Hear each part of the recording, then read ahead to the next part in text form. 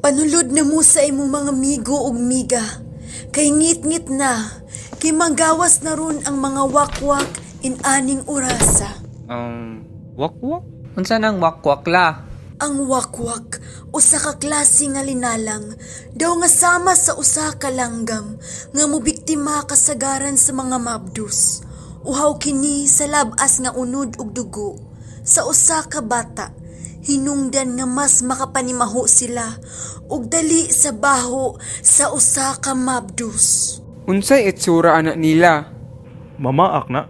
Aduna kini makalilisa nga panagway, nga matud pa sa uban, kamayong sa usa ka kwak, tungod sa malapad ni ining pako. Pako nga makamugna og hangin nga naghaguros, nga tungod sa kakusog, kuso-kusoon ang mga dahon sa mga kakahuyan. Gihulagway usab kini nga adunay taas nga dila, nga andam mulugid sa bata sa sabakan sa usa ka inahan. Aduna kiningipon nga mas hait pa sa bisan unsa nga hinagiban. Ang kuko ni ini nga gamiton sa pagkamra sa biktima, kay adunay kakayahan nga busluton ang bisan unsa nga muthaw nga ato. Pamanit nga itong nga haong sa kangitngit, hinungdan nga mas tataw gayud nga tawagon kini nga kampon sa daotan. Ngano kibaw ka na la? Nakakita na kagwakwak la? Mauna ang istorya sa mga katiguangan sa amua sa una. Kani na ako'y istorya ninyo nga nahitabo sa unang panahon. Naay managtiayon, nagapuyo sa tiilan sa bukid ug napalibutan og mga dagkong punuan sa akasya, ipil-ipil ug dakit.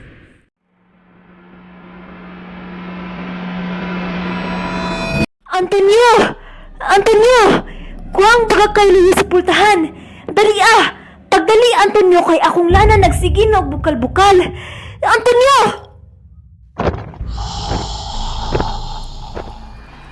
Bisan hadlok iyang itsura, naagihapoy mga sumpa o kontra para nila o kini mao ang lana ug bagakay.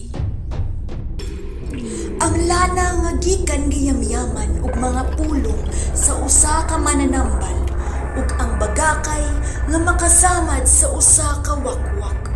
Mubukal ang lana para mopahibaw nga duol una ay usa ka wakwak.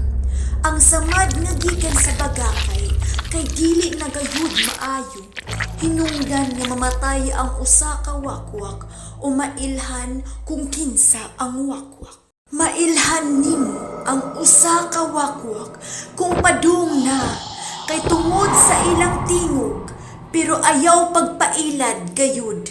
Kay kung kusog ang tingog sa wakwak layo pa kini.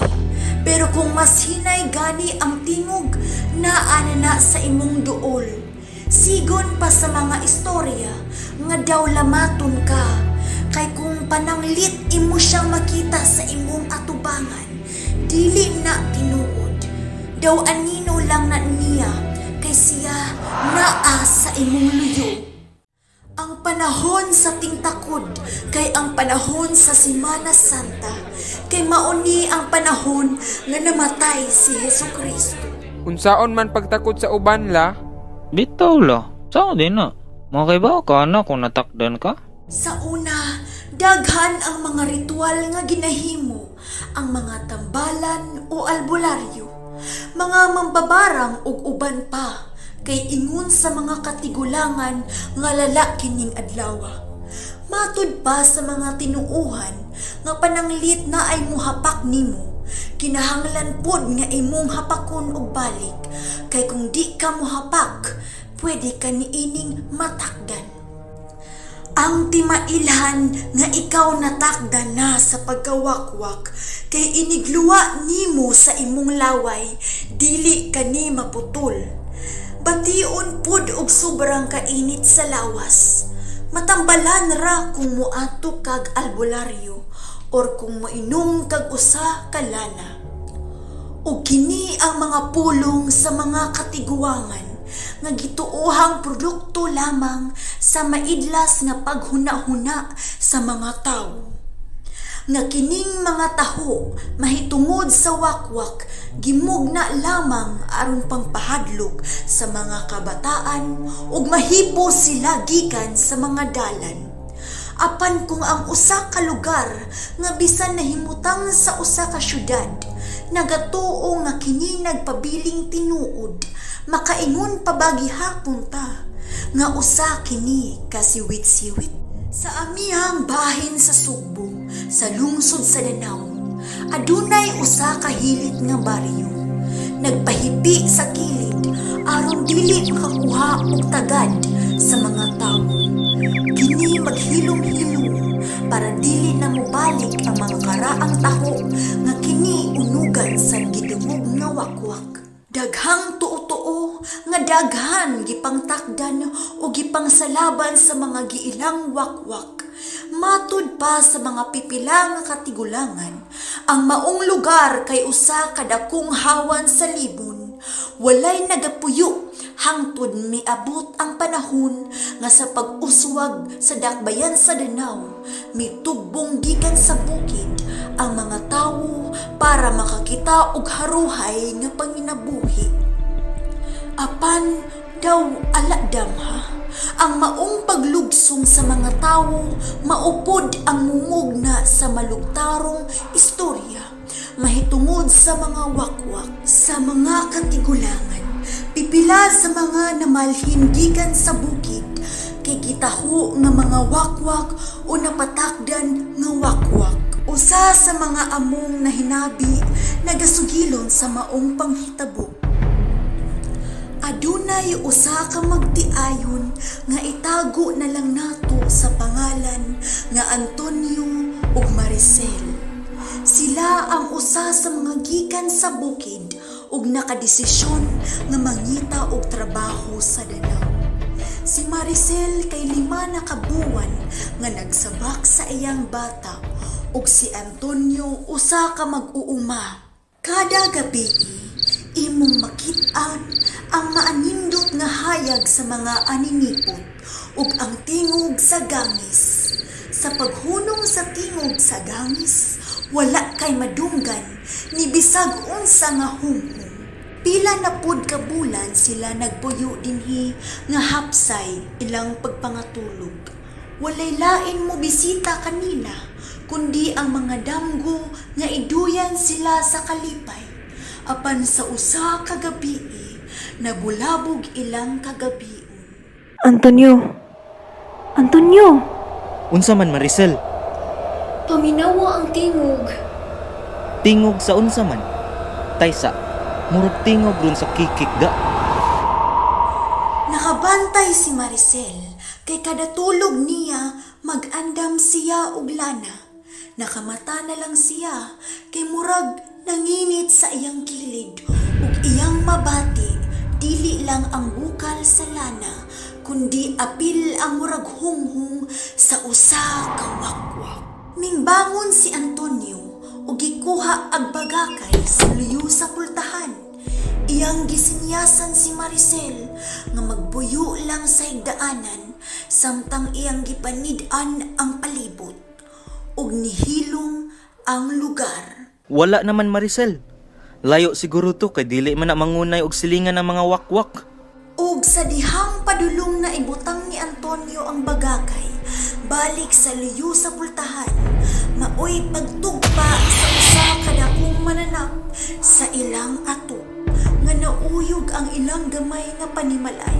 Gisuwayan og kambra sa maong mananap ang ilang ato, nga ang mga agay ay naghinay-hinay og tagak nga hapit mapuling si Maricel.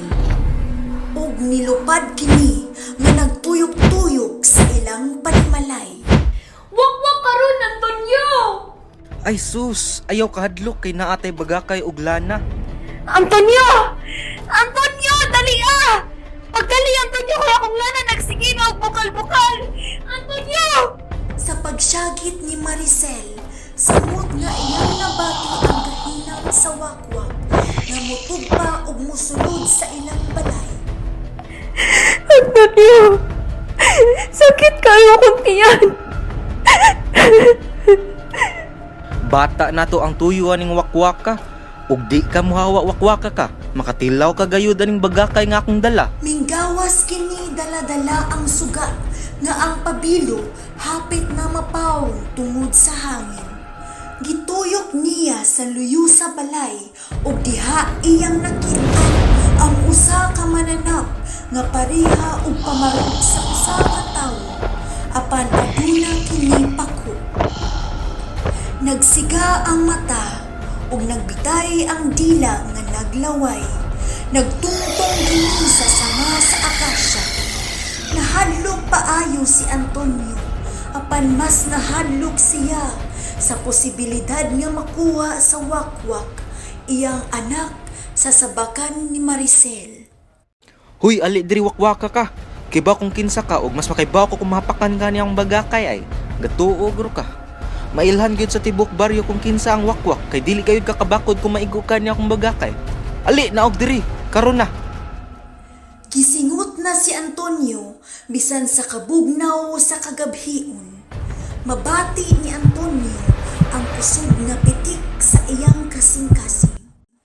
Padayon siya nga naghangad sa maong sanga ug sa kalit nawala ang haguros sa hangin. Nawala ang hilabihan nga kabugnaw sa palibot ug nihunong ang bukal sa lana ni Maricel. Mingbalik si Antonio og sulod apan nagunit gihapon sa bagakay. Wala na lang sila nangatulog sa pagpangagpas nga mobalik ang wakwak. Mingsubang na ang adlaw apan wala gihapon nawala sa ilang hunahuna ang maong panghitabo. Ila kining gipanabi sa mga silingan sa ubos nga dili makatuo sa kakulba hinam sa maong pangpanghitabo. Tungod ni ini namalhin na og puno sila ni Antonio ug Maricel samtang nagpaabot nga manganak si Maricel. Uy, pangga! Ngano diri apa mata ni Agi? Pwede raman nga sa pikas nga agyanan tanituyok. Ano man day pangga? Unsa man day problema? Wadi kay kahibaw.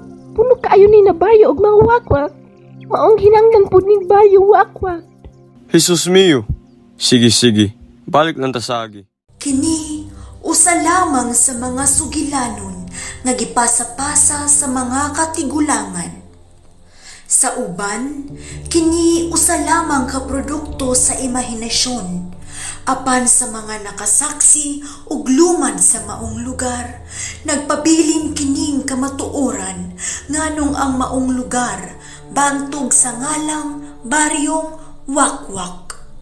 Sige na, pangatulog na mo mga bata kay gabii na kaayo. Panulod na mo sa inyuhang mga kwarto. Ay, manatola. Wa na'y lain? Kahadlok diyan ang mga wakwakla oy. Sus, para ato. Mahadlok mo. Di man na tinuod.